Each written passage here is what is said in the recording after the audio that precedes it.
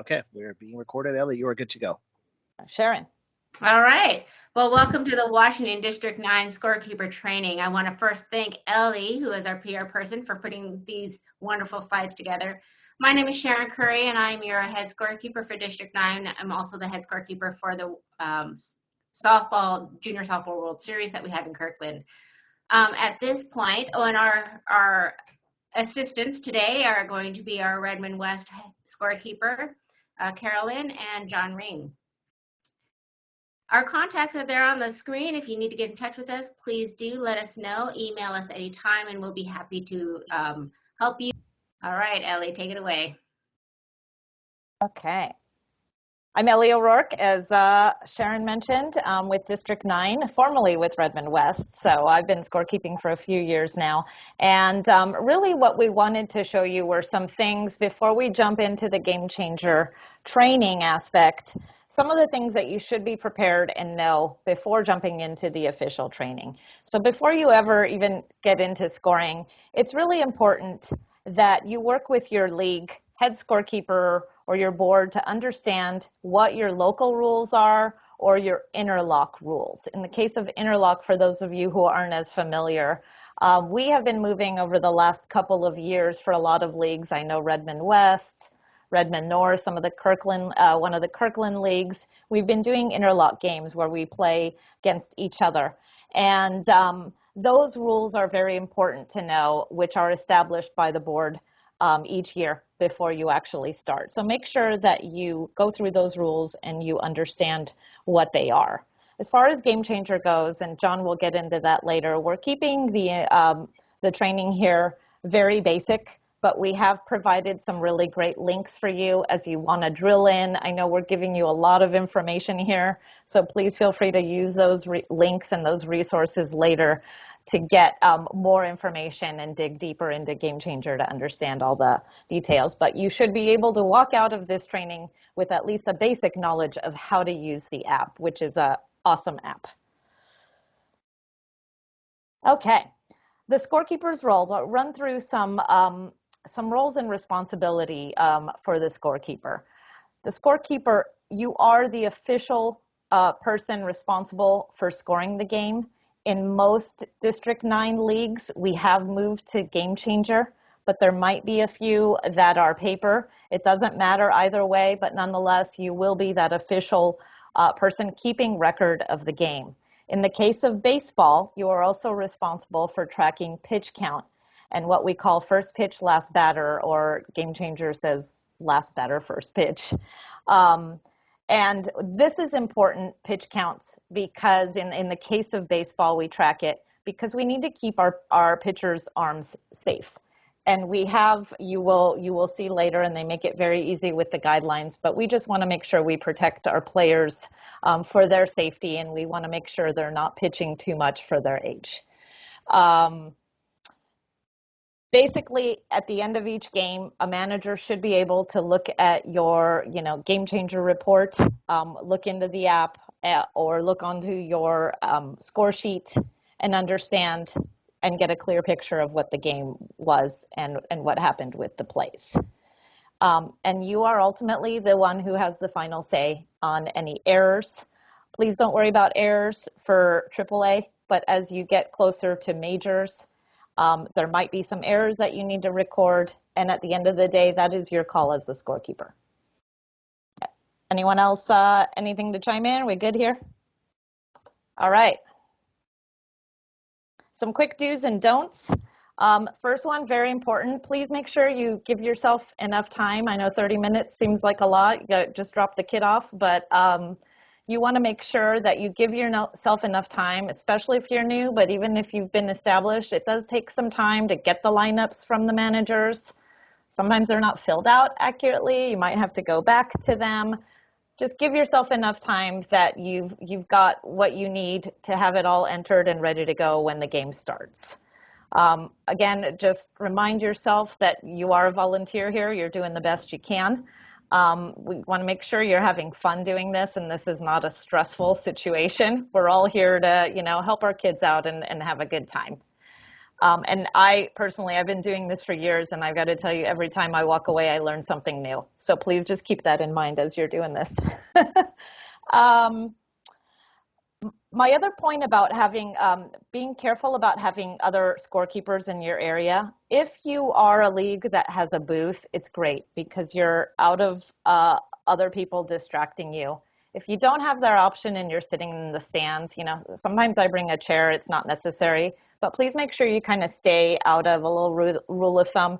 Try and stay out of other people distracting you. It's very easy sometimes if you're scorekeeping in the stands, other parents might think you're their sports broadcaster asking for the play-by-play, and try and make sure you keep yourself focused and you know, can very politely let them know you're busy. One other thing is you are team blue, and that means you are a team working with the umpires. You're not there representing your team. You're there to be an impartial person recording this game, and the umpires are there to help you. So you are welcome to work with the base umpire and just being careful of, you know, his time in between breaks if you have any questions. And that leads me to the don't. One of the points here with umpires is if you do have questions, perfectly fine to ask them. Just make sure you don't do it when you interrupt play. You don't want to call time unless it's something very critical, like an out was called and you don't understand what it was. But otherwise, try and find some time in between. You've got plenty of time in between innings where the pitcher's warming up that you can clarify any points. One other thing you want to make sure you don't do, on occasion, you might have a kid batting out of order. That is not your responsibility as scorekeeper to call that out. That is the responsibility of the managers should someone notice and flag it. You just keep going, and John will show you later on in the demo how you handle a situation like that. So again, at the end of the day, just keep in mind, you're team blue. You're not there to argue with the umpire. If you don't like their strike zone, that's how it goes. They're learning as well. We're all just there to get through it and record the game as best we can. And I'm going to add on a little bit to that. I just wanted to add on, one of the reasons why you need to come early is because as the head scorekeeper or the official scorekeeper, if your interlock has some mandatory play requirements, it's your job to make certain that both lineups meet the mandatory play. So the manager should be aware of them. They should be able to tell you what they are. But and as a parent in your league, you probably know what they are as well. So it just gives you that extra time to make certain that, you know, people who are not eligible to pitch are not on the lineup to pitch and things like that. The other thing is talking about Ellie's point about not calling out an incorrect batter. It gives the other team an advantage. If somebody hears you say something, then the manager can be tipped off and then that person is out. So you don't want to give anybody an unfair advantage. Yep. Great. Yeah, and I would just add to that. So on the partnership between the umpires and the scorekeepers, they will often, or not often, but occasionally will ask you for an update on the count, or, you know, especially if something interesting has happened and there's been a dispute, they may turn around and say, was it 2-2? You know, just be prepared to get that information back. It's a super helpful relationship to have, and they will ask you, you know, occasionally for a clarification. Yep. And we'll show you where to find that very easily. Game changer. So awesome. Thank you. Okay. The home team. The home team is typically, I have a little asterisk here, but almost the home team is the official scorekeeper, the one who keeps the record on Game Changer or score sheet for every game. Your job as the official scorekeeper is to get that lineup as we talked about before the game. You literally just go down as they're warming up, and you can get somebody to grab one for you as you're doing other things, but nonetheless you want to make sure you get that lineup from the manager. And the next information down here are the things you want to make sure you have recorded in Game Changer or in a game report that we'll show you later as another quick little highlight from the game. You want to make sure you have the name of both teams. You want to make sure you have all the players' names, their numbers, and their Little League age. The Little League age is very important, as Sharon also noted earlier as well, because that will set, especially for baseball, the pitch threshold of how many pitch counts, each player can have based on that age. You want to make sure you have the lineup set and player positions. Any ineligible players, by that I mean there might be a player who's out sick or just unable to make the game. Make sure you make a note of that. Make sure you record the actual start time of the game, and that is something you can do very easily in Game Changer, which we will show you. I have in here nice to have. It's nice to include the names of the umpire. If you can just get the base umpire and just say, hey, Blue, can I please get your name? He's the one literally right behind the batter. It's good to have it in the event some crazy call happens, and put your name down as well as the scorekeeper but every so often it's good to just have that base umpire's name at a minimum. The asterisk I have is, as we're playing these interlock games and we're not necessarily doing what we call, at least with Redmond West, we used to have head-to-head games. You might be required to score all games, both home and away. And that is something you want to make sure you discuss with your league so you can understand which games require a scorekeeper from your team. Anything else? All right. Visitor team. If you have a scoreboard, you are responsible for finding somebody on the visitor team. Oftentimes it's someone you might pull out of the stands, and that's okay. I always tell dads, hey, if you like using a remote, here's your chance. So feel free to just grab somebody who can run that scoreboard, and just make sure, obviously, that it's working and you put it back when you're done. Ideally, especially if you're on the same team and you have home and away and one of you needs to scorekeep, it'd be nice if you have that person who's running the scoreboard can maybe be your little buddy to back you up on Game Changer as well.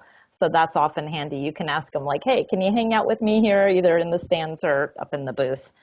And we already mentioned before that some local leagues may require the visiting team to also keep score. So just make sure you have that all figured out. Anything else on that one? No, thanks. Okay. All right. As we're starting to get ready now to start the game, again, you want to take a look at your Game Changer app. As we get into the demo, you'll see how this is all included in there. You want to make sure you have your lineup. You've got the first batter confirmed. You can see them as they're standing there waiting to go, so you can just double check numbers as they're coming up. And then you want to make sure you are set in Game Changer to know how to record those pitches, so you can keep track of that. As you are new, it is really, really helpful. I cannot emphasize enough to have somebody there helping you out with the pitch count and just kind of backing you up. Yes, Game Changer is helpful because you're just hitting balls and strikes and you can keep track of it, but so much goes on, especially AAA, and you're new. It's always helpful to just have somebody else, especially who could just be there, whether it's with a clicker or something to help keep track of pitches with you, because you want to make sure you're recording that pitch count as accurately as possible. You also want to make sure that you understand and are ready to go before you start on how you're going to record the batter gets on base. And again, we'll show you some video. Videos are farther down resources that you can play back and understand. I just wanted to clarify that, just to be sure everybody's aware, a reminder that the Game Changer app actually does all the recording, but as Allie was mentioning, it's just nice to have that backup person. Mm-hmm. One other thing, and I should have mentioned it in the slide earlier, as you're establishing yourself with that base umpire just before the game starts, I would ask that umpire if there's a hard stop. That's very important, especially as you're playing on a school night. You want to make sure, because oftentimes it could be 2.5 hours, hard stop, or it might be we don't start a new inning after 2 hours. It really just kind of depends, and oftentimes it's something the managers and the umpires, they have like a plate meeting and they figure that out. But you want to make sure you understand and you know as you're recording, and you can plan accordingly. So I just want to make sure I made that point as well. Okay, this is purely in here for reference. Sometimes, especially if you have to do paper scorekeeping, you're going to see field numbers, and it's kind of confusing because it makes a little bit of a serpentine if you ask me. But the good news is with Game Changer, you will see field positions in there, which is a huge relief. But nonetheless, just included this in here as a handy little guide so you can kind of see what the field looks like and how the positions are labeled. Okay. This is really more of a best practices to show you. I think Redmond West has been doing Game Change for about 5 or 6 years now, so we have a nice system in place. The reason why we have to have a record of the games and the lineups at the end of each game is that if a player wants to play in All-Stars, they must show 60% play. They must be eligible or must have played 60% of all their games during that season. And we need to have record that each player who plays in All-Stars has in fact played for all those games. But we also need to keep record, as mentioned earlier, for baseball in particular, of those pitch counts, because at the end of each game, it's typically the manager's responsibility to enter this information into the District 9 site to make sure that everybody sees and understands what the pitch count is and player eligibility. So what we developed here, this is a best practices kind of an example for Redmond West, and more than happy to share it with all other leagues as you want to use something or modify a template like this. It's worked out well. But this little sheet, and in the next slide, I think you can see it a little bit better. It's a great, very easy way to just capture that high level information in a very easy way. And that it's in there. And then what we do with Redmond West is we just take a picture of this score sheet or this game activity report, I think we call it, and the lineups, and then we have just like a OneDrive or something, a shared drive. It just makes it very easy for your teams to just put all the information up there, and then you're done. So let's drill in just a little bit more. I just wanted to show you again what this example is. This sheet is filled out, when you're using Game Changer. It backs up the information, and the good news is it's very easy to fill this out from Game Changer. You can pull it up, and highly recommend if you're going to use something like this, you just fill it out as you go. The pitchers usually have a little bit of time as they're warming up, and they're throwing some practice pitches. That you can fill this information out, or in between innings as they're changing out pitchers. It's an easy time to just put that information in. So it's not as overwhelming as it looks. It's actually very easy, and by the time the game is done, most of the information's filled in there. So that's really kind of the highlight of this, and again, happy to share it with you. The box score, if you can get that in there too. I know a lot of managers would be, forever grateful because they have to enter that information. And then also included in here is just a quick reference guide on what those pitch count thresholds are. But John will also show you later that you can find that information very easily in Game Changer. So that's great. Anything else on this one? Good? Okay, very excited about this. It's about time, but Game Changer, for those of you who have done it before, will tell you for baseball, one of the biggest agonies was having to figure out the first pitch, last batter. Well, happy to report that Game Changer finally figured this out and built it into the system, so you don't have to sit there calculating when was the first pitch of the last batter, and they actually call it LBFP, last batter, first pitch, as you're looking for it. But it's literally built into the stats, which John will show you later. But this is awesome news. It just makes life a lot easier.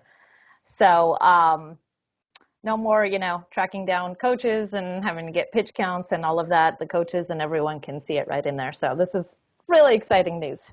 Yay. Okay, before I start handing things over to John, who's going to give you a great little demo on Game Changer, I wanted to let you know that this presentation, which we will share out and we will post on the District 9 website, has a ton of really great tutorials and resources that we put in here. This page will show you, Game Changer has a huge amount of tutorials and information. Literally, you can just go into Game Changer and search for whatever it is you're looking for, but I do recommend going back and playing some of these videos. They're not long, they're like 4 or 5 minutes, how to do a lineup, how to record a play, super helpful. They even have a cheat sheet that you can, print out and just have with you. So highly recommend this, and, absolutely feel free to use the gc.com website for a lot of those tutorials, and they're just right here for you. Also have a game that you can practice. YouTube has a ton of these. There's one in here we just included as an example. It's a Little League World Series game. Highly recommend. I mean, practice, practice, practice. There's no better way. I know you're going to walk out of this video with just overwhelmed with knowledge, but I guarantee you the minute you sit down and you play a game, the nice thing is you can hit pause, you can stop, you can go back. As you start doing it and visualizing it, I guarantee you it's going to make a lot more sense. So really, really do recommend that. And there's a ton of others you can find on YouTube as well. I recommend the Little League World Series ones because they are Little League age. So you can see a lot of the so-called wacky plays or things that you are going to encounter in more of a real life scenario. And also a few resources in here. Just quick explanation on balls, strikes, and counts that you were, too afraid to ask, so to speak. Very simplified. Some basics on what an out is, and you can just see it, and as well as how batters get on base.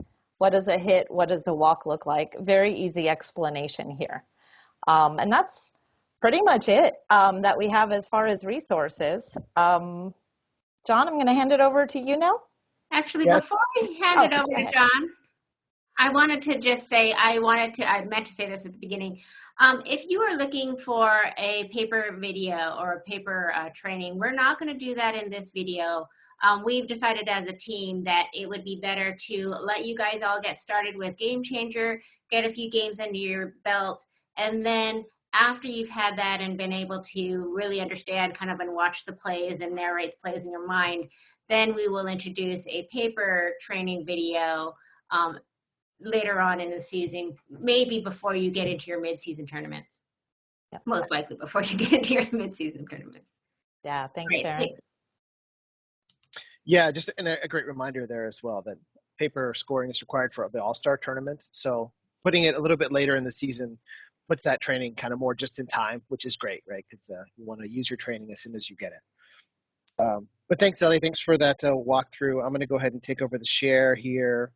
And I'm going to demo the tool. And just to really highlight what Ellie has said, it's really critical to play around with the tool and experiment with it, right? It's there are some great resources available. Here we go. Share. See if this works. Mm-hmm.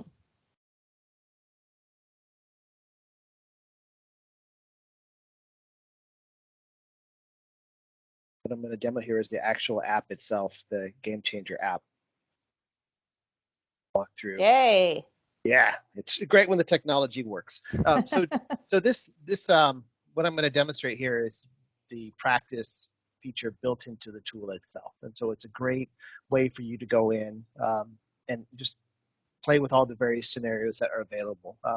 If you wanted to watch the videos that Ellie, the Little League World Series videos that Ellie is referring to, pull up this app, change the lineups to match those lineups, and you can actually score those games as they were happening.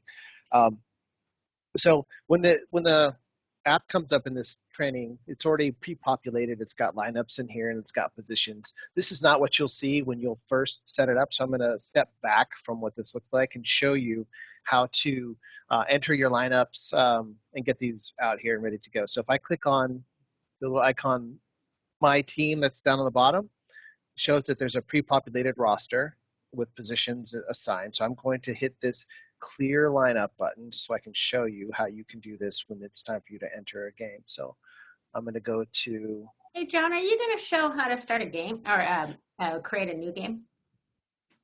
Not as part of this. I'm just going to walk through just how to use the app. Okay, thanks. Okay, so you have a blank lineup card. If you are playing a team that you've played before, or you're playing one of your intra-league games, the player should already be present. So you should just have to hit this add from bench. You should rarely have to hit the create new player. That would only come into apply if you were playing a team that's outside of your league that you've never faced before, where you might have to enter the lineup from the roster that the other manager will give you. But I'm going to go ahead and add from bench. So now it's brought up all the players that are on the team. And it's important that if you have the batting order that's given to you by your manager, as you go through and you click these names, as the order you click them in will be the order that they show up, and if you click them in batting order, you don't have to then adjust their position, which is very handy to do. So let's say that Roberts here is batting first. So I'm going to go ahead and click him, and I'm just going to click the rest of these guys in fully random order here. And I'm going to go ahead and put in all the players that are listed here. Like in our Little League games, we have more players than a MLB team would have on the field, for example. And so we have extra batters that we get. And then I've got all these clicked. I haven't hit anything yet. Don't click this create player button here at the bottom. It's very easy to do. It's big. It's blue. It's like enticing. Don't click that. Just hit the done button up in the right-hand corner. And there you go. So now it's populated in my lineup here. Now there aren't positions yet. It's just simply the batters in the batting order. So then if I go to this little hashed area where it says EH and click on those lines, okay, now I have positions where I can start to assign. And I wanted to say you just pick a position and then don't exit, don't hit the back button. Just hit that little down arrow in the upper right-hand corner. That will take you to the next batter, and you can continue to go from there as you just keep hitting that down arrow to get to the next batter. And this will easily let you quickly go through and set the positions. Super handy. So we zip through here. I'm just going to wrap these up. And now I'm going to hit the back button. And now you can see I've got batters with positions, and I have the last two are just listed as EH. So those are extra hitters is what that stands for. And those are folks that don't have a fielding position assigned, but they are in the batting lineup, which is what will be how all your games will go, unless you happen to only have 9 players. Okay, so I'm going to go over to score here. And before we start off on just some of the different scenarios you're faced, I'm going to point out this 0:00:00:00 clock down in the corner. So Ellie was mentioning record that start time, right? It's important if games can only go a certain length or if there's a hard stop, you want to make sure you're tracking exactly how long the game is gone. So from the point where the umpire says play ball, that's when you're going to hit this little button, and you can just hit this start clock, and then it'll start to count down the game, count up the game. Okay, so we have this glowing pitch button, which is where most of the action in here is going to be controlled. So if you click that glowing pitch button, it brings up this menu. I do want to point out that the menus will change kind of situationally, and I'll try to illustrate that for you as we go through. But let's say your first pitch is a ball, called ball. So you can just hit that ball button, and now you'll see up in the upper top it says 1 ball, 0 strikes, first inning, 0 outs. So it's keeping track on the fly as we enter this data. So let's say the next pitch is a called strike. So hit that called strike button. Now the count is 1-1. So we were talking about earlier, sometimes something will happen out on the field and there'll be a delay, maybe a dispute, and then the umpire will turn around and say, can you remind me what the count is? This is a perfectly great spot to look at there and say, yeah, it's 1-1. Hey, Blue, it's 1-1. So he can confirm with what his count is and go from there. So let's say there's another called strike. Now I'm gonna point out, actually I'm gonna hit the undo button here. Let's say that there's a pitch, it's called strike, you hit the wrong button. Or let's say it's a ball, you hit a called strike. Okay, now you go, oh no, the count's wrong. You start to panic. It's a little undo button here, right here, right? Where's this pitch? You hit that undo button, reverses that pitch, the count's gone back to what it is, and it was actually a ball 2, etc. Now I'm gonna do another called strike, and I'm gonna remind you, these menus will change situationally. So you'll notice that when I do another strike here, now there's going to be a new menu item that's going to be called dropped third strike that's going to show up. That wasn't there before. This is only because this only applies when there are 2 strikes and there's an open base at first. I'm not going to do that. I'm not going to model that yet. No question? Yeah, John, it's worth noting for baseball, you don't have to worry about the drop third strike until majors. Right. Yeah. Yeah. Yeah. So don't even worry about it for AAA and Coast for baseball. Sharon, what's the rule for softball? Softball is the same. Same as well. Okay, great. So just wanted to point that out, that don't even worry about it for AAA and Coast. Yeah, I just wanted to highlight that the menus will change. No, I wasn't necessarily going to get into the drop third strike, but yeah, great call out. So we're going to go ahead and have a strikeout here, a swing and a miss. And all right, bye Sharon, thank you. All right, so third strike, swinging. So now we have a new batter that comes up. You'll notice now we have 0 balls, 0 strikes, and 1 out recorded up at the top. And now we're going to get into the scenario that Ellie had mentioned where maybe the batter is out of order. This is the lineup that shows something different. It shows not the batter runs up and his number is number 6, and you look at the lineup and it's supposed to be number 8, right? It says here at bat number 8, C. Browning. So what we can do is we can click on that little blue link in that window, and it brings up this menu, and we can just skip to a different batter. So let's say instead of Browning, really it's Parker who's come up to bat. So they're batting out of order. We want to just make sure we capture who actually batted, so we'll hit that and switch it. Now, it's not for us to notify the umpire that this has happened. We just want to make sure that we track the actual batter that's batting. Okay, so now we have a new batter. We'll go quickly hit that pitch button, and then we're going to put a ball in play. Now, reminder, you're watching a baseball game. It's exciting. There's a crack. Ball goes, oops, hit my screen. Ball goes out into the field. You're gonna be tempted to start, oh, I got a ball in play. And try to record it instead of watching what's going on. You want to really take a moment, watch the play as it develops, make sure you understand what's happening. Sharon has suggested you could even narrate it in your mind. Oh, ball's been hit. Oh, runner to first, or runner from first advance to second. You can narrate it if that helps you kind of keep track of what's happening, but just pay attention to the action. Don't just start trying to enter it in your phone, because then you're looking down, you're not looking up, and you don't necessarily see what happens. So we'll say in this case we've got a ground ball. We'll say player's out at first. It's going to bring up this menu, and what this really wants you to do is it wants you to drag where the ball went, and then the next step would be, did that fielder throw it to another person? So in this case, I clicked the second baseman, and I'm going to click the first baseman to say, ball went to the second baseman. He threw it to the first baseman. That concludes the play, and I'll hit done. Kind of quickly animates that the guy ran to first and was thrown out. So now we have 2 outs. So let's change this up a little bit. Let's get some runners on base. So we'll do another one, ball in play. We'll get a fly ball. We're going to call it a double. And we're going to say the center fielder tracked it down. You can kind of drag him to where he picked up the ball when he finally grabbed it. Let's say he tracked it down over here. Since we scored at the double, the runner will automatically advance to second base. Next pitch. Right? Yeah, let's say that's how a called strike. And the runner took the opportunity to steal when this happened. And so you can click outside of the pitch box to get back to this screen. And if you grab that runner at second, you drag him down to third, it's going to give you the option of, okay, he tried to steal, or he tried to advance. Did he make it safely, or was he thrown out for something else? We're going to say he stole third successfully, so we'll just drop it to the safe. And let's say, how did this happen? Was there a wild pitch? Was there a pass ball?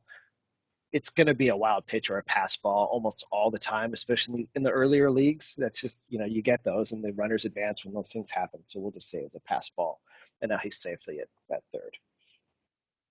Let's keep the action going here with another ball in play. Let's say it's a line drive.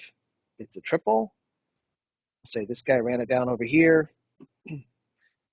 It advanced our runner all the way to third, but it wants to know if the runner scored at home. Now, he did because it was a triple, so we're going to say safe.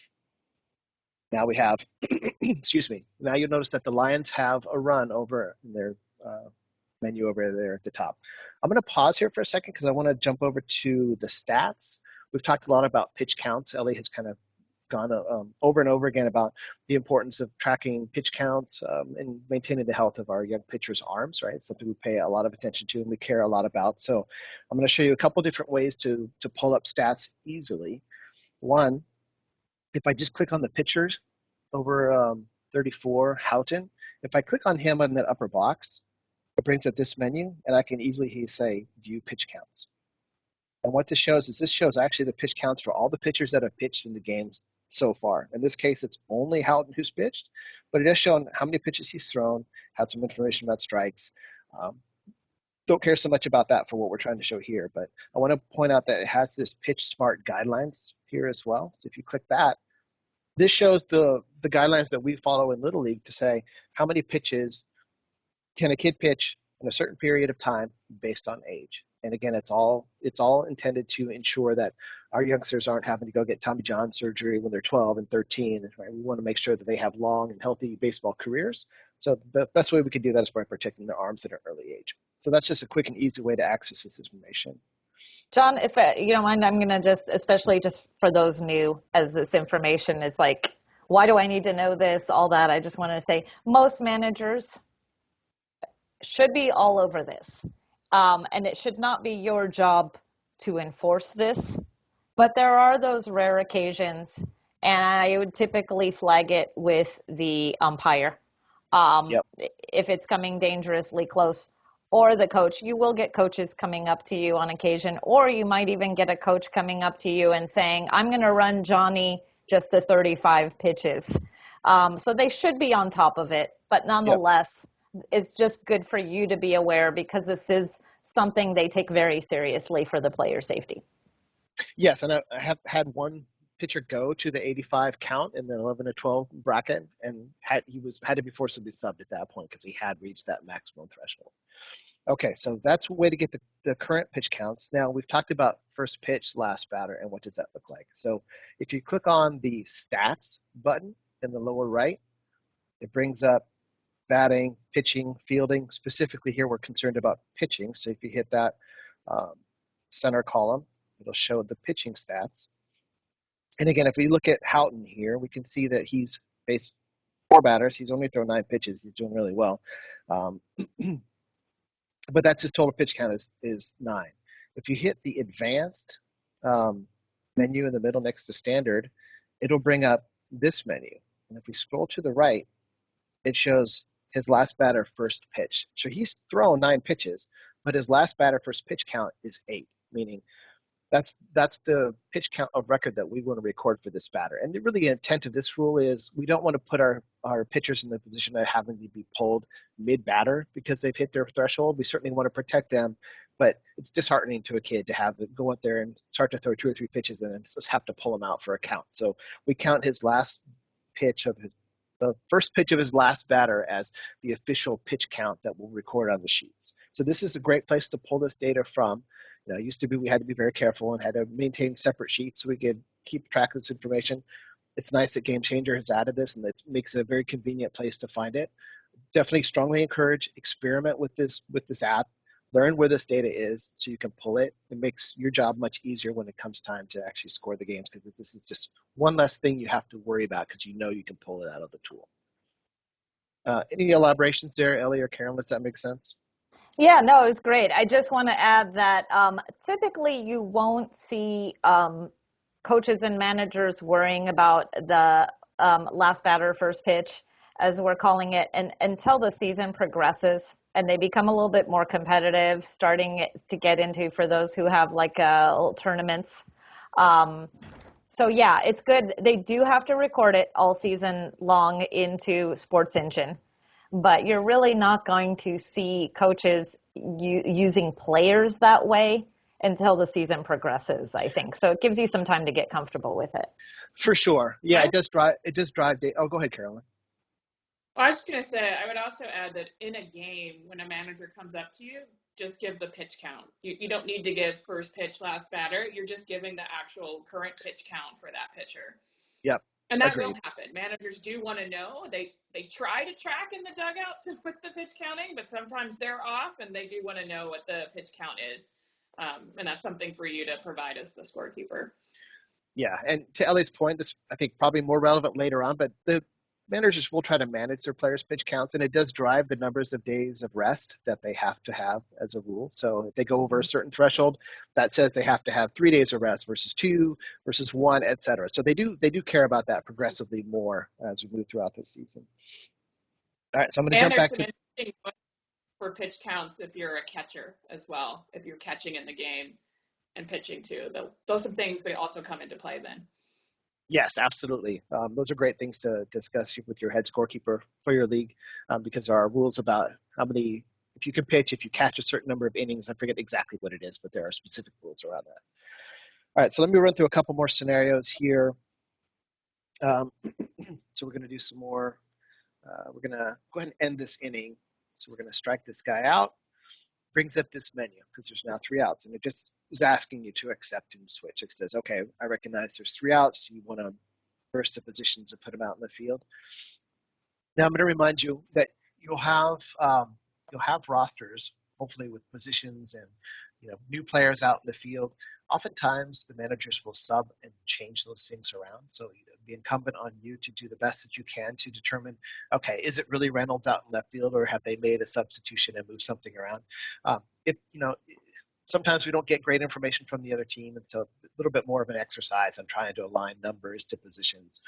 So if that happens, you can click on the player himself, and you can say, okay, who's replacing him at left field? And you can scroll from here. Another way to do this is just to go to the opponent's menu, which is probably the most convenient way to do it.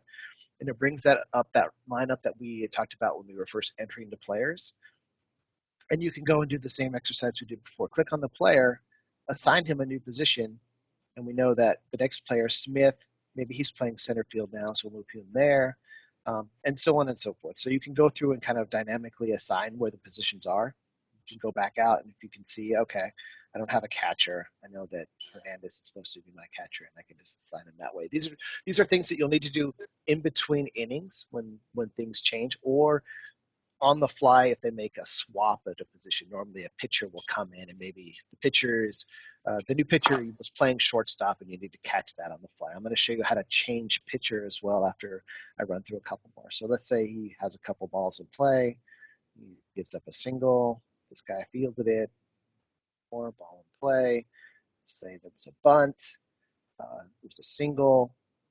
This guy ran up here to get it, but in time. So there's a whole bunch of things you can do as you look at these menus, and this is where the practice makes perfect comes in. Spend some time just going out and experimenting with what the different menus look like. You have an intentional walk, you have all sorts of different things. If there's an interference, there's ways to call. I think this tool has a way to capture pretty much all the crazy esoteric scenarios that can happen, but just take some time to experiment with it. So let's say now that we've got at-bat Browning, we have more at bat. We pitch, and we say he gets on base. Let's say, he has a ball in play, gets a single. Okay. Now you realize, there was a substitution error there. I didn't actually notice that they were batting out of order. Now I've put this guy on base. How do I fix this? And the way you can fix that is if you go to plays, and you don't necessarily have to do it in the heat of the moment. There's an opportunity to go back and change things at the end. But let's say if you wanted to go back here, you'll notice here that it has all the plays that have happened in the game. And there's this convenient edit button. They edit. What I can say is, okay, that actually wasn't the batter. There's a different batter here. So I can say change that. And I can say, instead of him, really want Thompson to be the batter. We want to save that edit.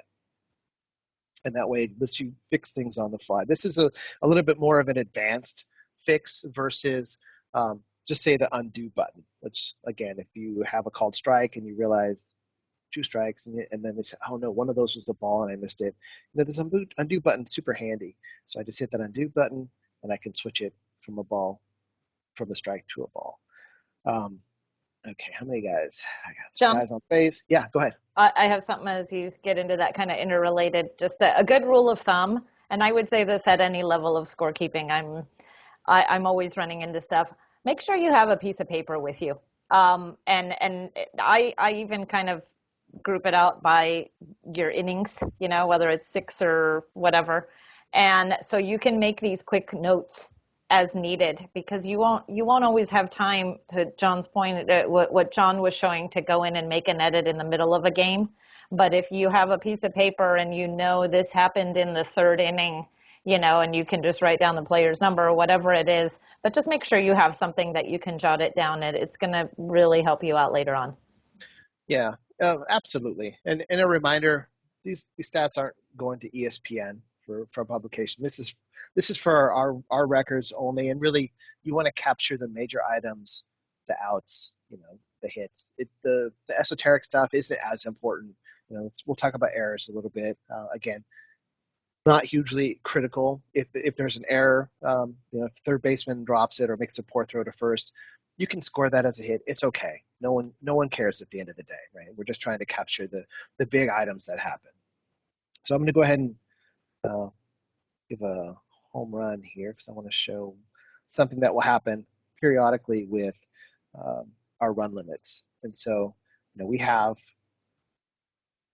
a 5-run limit for the most part until you get into majors, where after 5 runs, the inning has to end. Right? We don't want to have games that get too far out of whack or run away from us. And so in this case, I have a runner at third base. I'm going to put another guy on base, like so. All right, so I'm going to give another hit, a double. This guy is safe. Okay, so now we have 5 runs.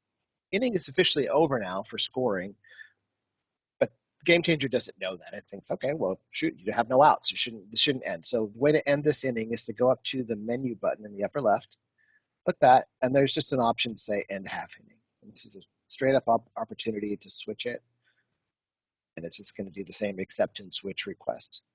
So at this point, half inning's over. The other team's back up to bat, et cetera. And this will definitely happen, especially at the lower levels, right? You get a lot of 5-run innings as it goes through. Now, generally the 6th inning, the last inning is unlimited, so you won't have that at the 6th inning. But leading up to that, it happens a fair amount. Carolyn, did you want to talk about the AAA rule that you were talking about with walks, walk limits? Because I'm not as familiar with that. I think we should probably call it out.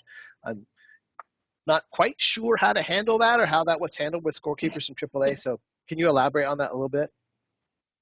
Sure, and I mean, I think this gets back to what Elliot shared earlier too, is there are specific rules that come into play for your league, so understand your local league rules, the interlock rules that you're playing under as well. Like last year for Redmond West, interlocking with Kirkland National, it was in AAA, there were a maximum of 3 walks in the inning. And then it went to coach pitch for any subsequent walk. So as a scorekeeper, you don't record that 4th ball. The strikes stay. The coach will come in and pitch, and then you're only scoring actual strikes, not fouls, but actual strikes, and then the ball in play, and that's it. But that's where there's this interesting way in which it could influence the pitch count. But that's not to run up a kid's pitch count when the coach was pitching and balls are being fouled off. So it's only the specific actual strike or the actual ball in play that's officially recorded in Game Changer. Okay. So yeah, just a great reminder to check with your local rules, check your local head scorekeeper about anything like that, any particular scenario that might apply to your league only, and how to handle kind of capturing those statistics. I want to show how to sub out a pitcher real quick. So let's say that Houghton is done and we want to bring in a new player. So if you click on the pitcher up in the upper right-hand corner again, we can say sub out relief pitcher. And so we're going to bring in Moore, who was the shortstop. Now you notice that's left a gap at shortstop now. Kind of bright red. Oh, alarm, I got to fix this. So if you just click on that shortstop, it'll bring up this list again. It conveniently gives you batters without positions where you can put them in, or you also have the bench players that we'll just reset him in like that. And now we've made a pitching change. And so we're going to throw a few pitches for this guy so I can show you how this works on the stats that I was referring to before. So we'll throw a few balls and give him a baseball. Double, go.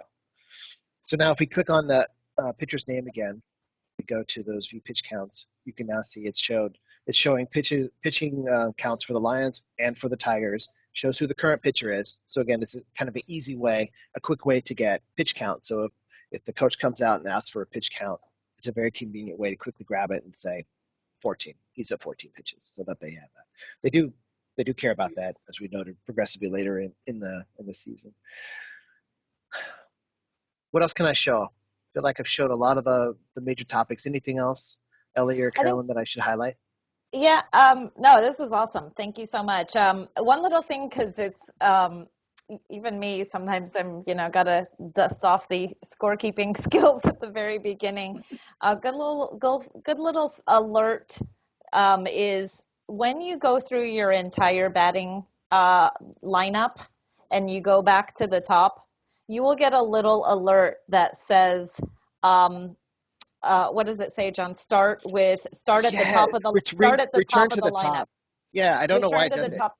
I don't know why it does it, but just say yes. And I think they only does it the first time you start again at the top of the lineup. I don't understand why you wouldn't start again at the top of the lineup, but I flag it because as you're new and you see it and go, what's this? What do I do? Just yes and keep going, and then it should go away. That's a great call out. So I just modeled that. So you'll see here right now it has at bat as 55. We'll put him on base. Now it says set batter up there. And a great call out because it's confusing and I don't know why they really make us do this. But all it's asking you to do is to click on that set batter button and it's going to say return to the top of the lineup. And yes, that's what you're going to want to do all the time. Yeah. So, and it'll either have it blank the set batter or sometimes I think I get a pop-up. I don't know. But either way, that's what you do. Yep. Yeah. It's not an automatic. There's two other related scenarios too. There's the one where for whatever reason, either someone is in the lineup but didn't show up on time for the game. So they're late, right? Or someone has to leave early from the game, right? Or those band concerts. Other sports, so right? Lineup moves. Exactly. Yeah, let's show that because that's a great thing that we should also show. So let's say that our batter should have been Browning. It seems like it's always Browning I'm talking about. So Browning had to leave, I think. For Elliott's example, he's got a tummy ache. He's got to go home. So what we need to do is sub him out. So if you click on him, you can say sub out, and we hit that sub out button. We're going to say no one's replacing him. We're going to leave that slot empty. So click that leave empty. It wants us to set the batter since he was the next. Whoops. Where's my team? And we can just click that remove button. So if you go to the team, hit that remove. And now he's gone, and now we know that Parker is up next. So that's a great way. If somebody does have to leave halfway through, you just remove him from the lineup so you're not stuck having to remember that he's not at bat and having to skip manually to the next batter. Just go ahead and take him out of the lineup. Awesome. And then yeah, for sure. So just a reminder, you've got the stats here that shows you where that first pitch, last batter information is. Super handy. You've got your list of plays if you do need to make a manual adjustment. And if you do have something that you need to adjust, just a reminder that when it's time to end the game, you can, when the game's over, it will ask you to end it, and then you'll have the opportunity to end it. You want to make sure if you have any significant edits, you want to do that before you end the game. So you can exit the game, and it'll take you out. But when you're actually playing, it'll give you a choice to exit the game or actually end the game. So if you do have an edit that you want to make, you want to do that before you end it. It's just a great way to make sure that you have the stats in the place you need them to be. I'll said it before, I'll say it again. At the end of the day, just score to the best of your ability, capture the major events. If there are mistakes, you're a volunteer. It's Little League Baseball. It doesn't really matter. Just do the best that you can. And going back to your very earliest point of all, Ellie, have fun. This is a great way to watch a game, right? You feel super involved. You're way more connected to it. It's like you have to pay attention. So I think it's a really rewarding way to watch, and certainly appreciate the volunteers that are willing to step up and do this. It makes it's a volunteer community that makes Little League happen. So we certainly appreciate your willingness to help out. Yeah, absolutely. And, as we are, a lot of our District 9 leagues are doing more interlock games. It's a great way. I mean, I try and do it. I'm not going to say you should, but it is worth going over and seeing if you can introduce yourself to the scorekeeper from the other team. Because you're there to help each other as needed. It's not like you need to sit near each other. But every so often things happen, weird plays. You know your team players' names better than they do and vice versa. You can always check in on each other as needed. And it's just a great way, again, to make that connection, and you're all learning as you go. So, that's another little thing, is just know you do have a friend on the other side that can help you as needed. If you are playing other leagues, don't feel like you're just a lone ranger. It's just it's a wonderful baseball community, and we're all here to help each other out. For sure. And either way, get that buddy. If it's not the other scorekeeper, recruit your local buddy to help out. It makes a big difference, especially early on. Just even identifying where kids are in the field. Can you read that number? Is it 34? Yes, perfect. Okay. Yeah. Yeah, they might be dancing or doing a twirl, and it's a good time to catch that jersey number in left field. That's right. Absolutely. But and to John's point earlier, and I always just watch the game, having that other set of eyes. What just happened? Especially AAA. It's like nothing happens and then everything happens. It's kind of ironic that that's the first time you're learning Game Changer on a very complex game. Right, where chaos happens regularly, for sure. Yeah. And if you're the one running Game Changer, make sure that phone or tablet is fully charged. Maybe have a backup power bank just in case too. You never know. Sometimes Game Changer is drained a battery pretty quickly. So. It happens. Absolutely. Yeah. Yeah. Well, and thank you for bringing up electronic. Here's one other thing that just cracks me up with coaches. Sometimes they're following Game Changer in the dugout, and there's a delay sometime with pitch counts. And I will have coaches come up to me and be like, it says 22. It's like, no, it's 25. And this is why you come up here if you have any questions. But just know, sometimes there is a little bit of a delay or a lag. And especially in majors, some of these coaches are following it like, as John's point, it's not perfect. It's not NBC or ESPN. So, you need to remind them, just come up to me if you have a question about pitch count. Please don't assume that Game Changer's got it, exactly real time. All right, perfect. That's it, right? Final thoughts. I think we're there. Yeah, I think we're there.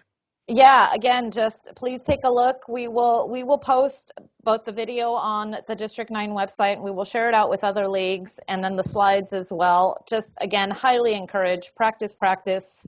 There's a lot of videos and links. All that John shared, which was fabulous, thank you, is on the Game Changer site, the tutorials. They can show you how to do that lineup again. They can show you how to record plays. All that is on there. Game Changer has a wealth of resources, so highly encourage it. Absolutely. Thank you so much, John, Carolyn, no, thank you. Yeah. And Sharon, who stepped away, but we hope you all find this very useful. Yeah, for sure. Thank you. I'm going to stop the recording.